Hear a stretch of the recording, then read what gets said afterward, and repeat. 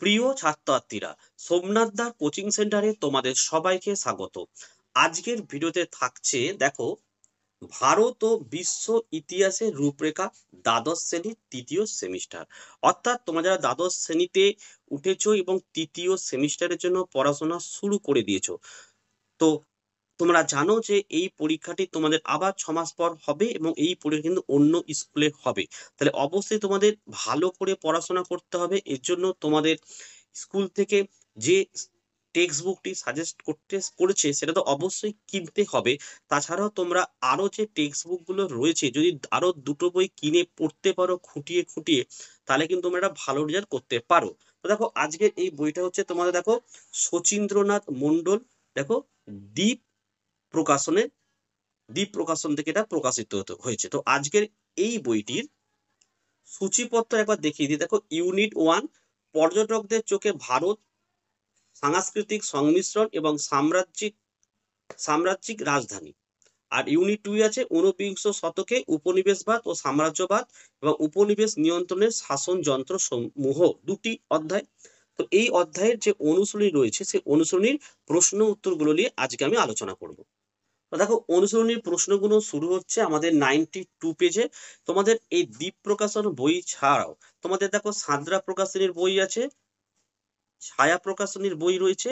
এই বইগুলোর কিন্তু অবশ্যই অনুশীলনী প্রশ্ন উত্তরের ভিডিও আমি যেমন ফার্স্ট সেমিস্টারে করেছিলাম, সেকেন্ড সেমিস্টারে করেছিলাম, থার্ড সেমিস্টারে করব, এবং অধ্যায় টু অধ্যায় খুঁটে খুঁটে একদম প্রশ্ন উত্তরের ভিডিও কিন্তু আপলোড করা হবে। তো তোমরা অবশ্যই যাদের কাছে এই বইটি আছে তো খুব ভালো, যাদের কাছে এই পাঠ্য বইটি নেই তারা অবশ্যই এই প্রশ্নগুলো এবং উত্তরগুলো লিখে নাও অথবা স্ক্রিনশট তোমরা নিয়ে নাও। তো চলো আমরা ভিডিও শুরু করি। তো দেখো এখানে প্রায় 104খানা প্রশ্ন রয়েছে। তো আজকের ভিডিওতে আমি 50টা প্রশ্ন উত্তর নিয়ে আলোচনা করব এবং পরের পার্টে বাকি প্রশ্ন উত্তর নিয়ে আলোচনা করব। তো চলো শুরু করি। দেখো 1 নম্বর প্রশ্ন, খ্রিস্টীয় দশম শতকে কোন মুসলিম পর্যটক ভারতে প্রথম আসেন? উত্তর লিখবে অপশন এ, দেখো অল মাসুদি। 2 নম্বরের প্রশ্ন, একাদশ শতকে ভারত ভ্রমণ বিষয়ক গ্রন্থ তহকিক হিন্দ কার লেখা? অপশন ডি লিখবে অল বেরুনির লেখা। 1.3, দেখো দুয়ার্তে বারবোসা কোন দেশের পর্যটক ছিলেন? অপশন সি লিখবে পর্তুগালের পর্যটক ছিলেন। 4 নম্বর প্রশ্ন, ইবন বতুতা কোন দেশের পর্যটক ছিলেন? অপশন সি লিখবে আফ্রিকা। আচ্ছা, 5 নম্বরের প্রশ্ন, মানচিত্রে দেওয়া চিহ্নিত জায়গাটির নাম লেখ, মানে এই জায়গাটির কিন্তু নাম লিখতে হবে। এই জায়গাটির নাম হচ্ছে আমাদের বিজয়নগর। 6 নম্বরের প্রশ্ন, দেখো বার্নিয়ের কোন দেশের পর্যটক ছিলেন? অপশন সি লিখবে ফ্রান্সের পর্যটক ছিলেন। 7এর প্রশ্ন, দেখো দেখো নিকোলো কন্টি কোন দেশের পর্যটক ছিলেন? অপশন ডি করবে ইটালির পর্যটক ছিলেন। 8, দেখো কিতাব উর রাহেলা বইটি লিখেছিলেন? অপশন বি লিখবে ইবন বতুতা। 9 নম্বর প্রশ্ন, দেখো আব্দুর রজ্জাকের মতে বিজয়নগরের মোট বন্দর ছিল? অপশন সি হচ্ছে 300টি।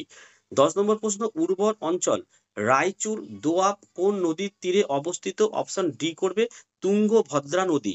11, দেখো বিজয়নগরের রাজধানীর নাম ছিল? অপশন ডি লিখবে হাম্পি। দেখো 12 নম্বরের প্রশ্ন বলছে বাহুমনি রাজ্যের রাজধানীর নাম ছিল? অপশন বি লিখবে গুলবর্গা। 13, দেখো দিল্লির সুলতানি শাসনের প্রধানকে বলে? অপশন সি লিখবে উজির। 14, পারস্য থেকে ভারতে আসেন বিখ্যাত পর্যটক? অপশন বি করবে আব্দুর রজ্জাক। 15, 40-এর চক্র প্রবর্তন করেন? অপশন ডি লিখবে ইলতুৎমিশ। 16, দেখো কোন সুলতান ভারতে প্রথম রেশন ব্যবস্থা চালু করেন? অপশন সি করবে আলাউদ্দিন খলজি। 17, কোন সুলতান সুশাসনের জন্য দিল্লি থেকে দেবগিরিতে রাজধানী স্থানান্তরণ করেছিলেন? অপশন বি করবে মোহাম্মদ বিন তুগলক। 18, মুঘল শাসন ব্যবস্থায় প্রধানমন্ত্রীকে বলা হতো? অপশন এ লিখবে ফকিল।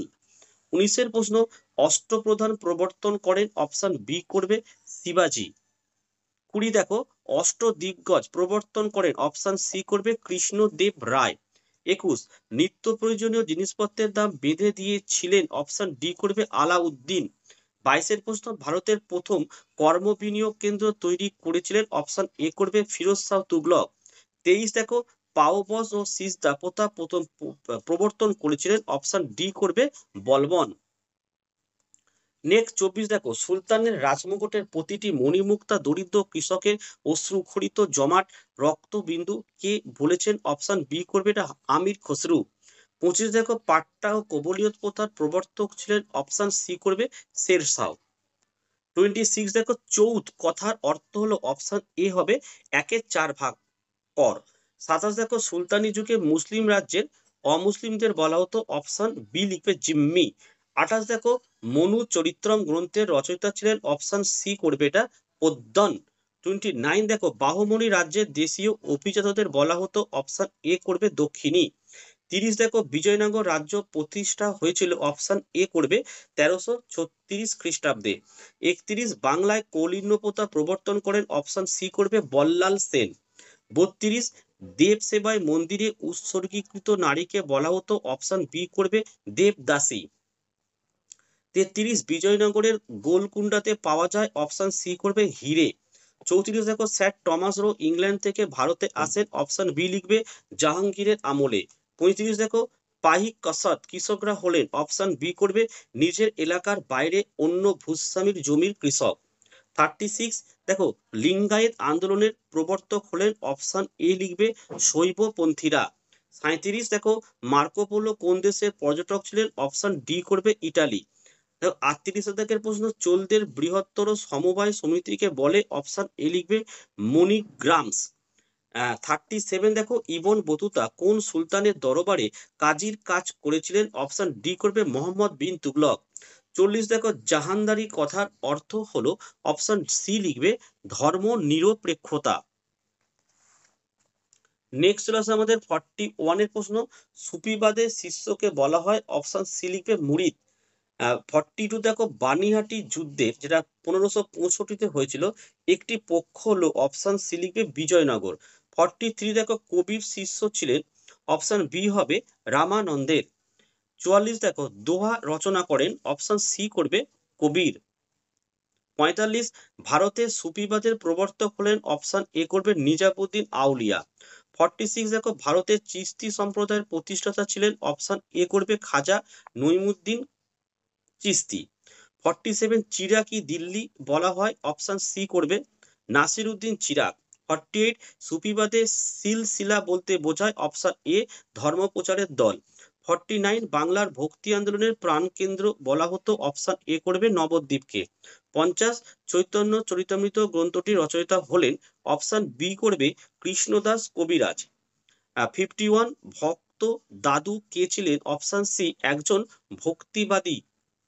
আচ্ছা, 52 অদ্বৈতবাদের প্রবর্তক হলেন? অপশন এ করবে শঙ্করাচার্য। 53 সুফি শব্দটি এসেছে? অপশন সি করবে আরবি শব্দ থেকে। 54 গ্রন্থ সাহেব বা আদি গুরু গ্রন্থ কাদের পবিত্র ধর্মগ্রন্থ? অপশন ডি করবে শিখদের। 55 হচ্ছে মীরাবাই ছিলেন? অপশন বি করবে একজন বৈষ্ণব ছিলেন। ঠিক আছে, তো আজকের এই 55টা প্রশ্নের উত্তর নিয়ে আলোচনা করলাম। বাকি প্রশ্নের উত্তরগুলো পরের পার্টে আমি শেষ করে দেবো। তোমরা কোন পাঠ্য বই কিনেছো সেই পাঠ্য বইয়ের অনুসরণী প্রশ্ন উত্তর যদি তোমাদের দরকার লাগে অবশ্যই কমেন্ট করে জানাও, পাঠ্য বইয়ের নাম এবং অবশ্যই রাইটারের নাম।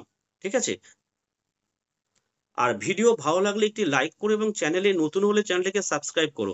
পাশে থাকা বেল আইকন প্রেস করে অল নোটিফিকেশনটাকে অন করো, যাতে আমি যখনই কোনো ভিডিও আপলোড করি সবার প্রথম যেন তোমাদের কাছে পৌঁছে যায়। তো আজকের ভিডিও আমি এখানে শেষ করলাম। তোমরা প্রত্যেকে ভালো থেকো এবং সুস্থ থেকো।